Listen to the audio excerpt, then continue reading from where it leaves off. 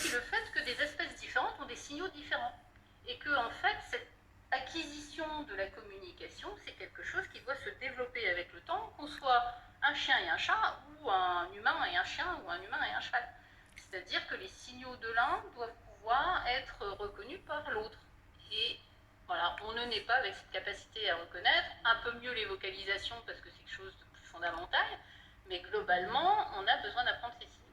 Et c'est ce qui fait que, effectivement, parfois, l'interaction peut être compliquée. Et puis, on l'a vu avec Marine, les animaux ont développé des compétences cognitives, ou ont des compétences cognitives fondamentales qui font qu'ils apprennent très bien ce qui se passe autour d'eux, et en particulier associent très bien les actions humaines avec le résultat qui en découle. Exemple, un cheval monte dans un vent, on lui donne une récompense, effectivement, il va apprendre, comme on l'a voulu, à monter dans le vent.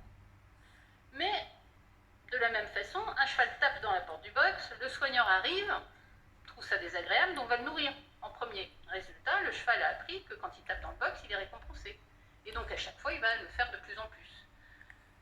Mais vous avez tous sûrement en tête des anecdotes de, par exemple, de chiens, de chats qui grattent à la porte, et comme on ne veut pas que nos vitres soient rayées, on va lui ouvrir. Résultat des courses, il a compris que quand il gratte à la porte, on lui ouvre. Donc vous voyez qu'on donne à l'animal plein de clés qui font que, et alors après on va râler quand même, on lui donne les clés en fait, et il les saisit parce que voilà, il a ses compétences cognitives. Et c'est ce qui fait qu'à chaque interaction qu'on a avec l'animal, il y a une mémoire qui se crée. Alors cette mémoire, elle va être plus ou moins positive. L'animal a soif, on lui apporte de l'eau, on passe du temps avec lui, on peut lui apporter à manger s'il y en a besoin. Mais on a aussi tous les soins de routine, qui pour nous sont des soins de routine. Parer les pieds d'un jeune cheval, ça va être mettre un licol, on ne fait pas toujours attention à la façon dont on le fait. Et en fait, ce qui compte, c'est pas trop ce que nous considérons comme anodin, c'est ce que l'animal perçoit lui.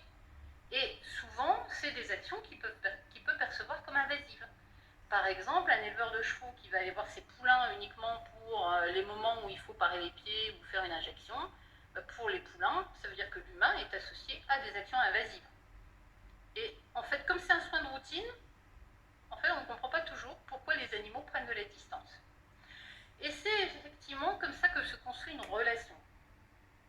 La relation, elle va être la résultante des interactions successives, chacune étant associée à une mémoire plus ou moins positive ou négative. Et donc la qualité de la relation qui va en résulter va dépendre quelque part du centre de gravité de ces interactions. On considère qu'il y a relation que chacun des interlocuteurs a des attentes sur l'autre. Vous rencontrez quelqu'un dans la rue une première fois, c'est une interaction, vous dites bonjour. Une deuxième fois, vous commencez à être plus ou moins souriant, et puis au bout d'un certain nombre de répétitions, vous avez des attentes sur le comportement de l'autre. Ça veut dire que la relation s'est établie.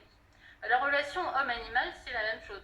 Et pour l'animal pour qui l'homme est quand même une ressource majeure, forcément cette relation est très prégnante.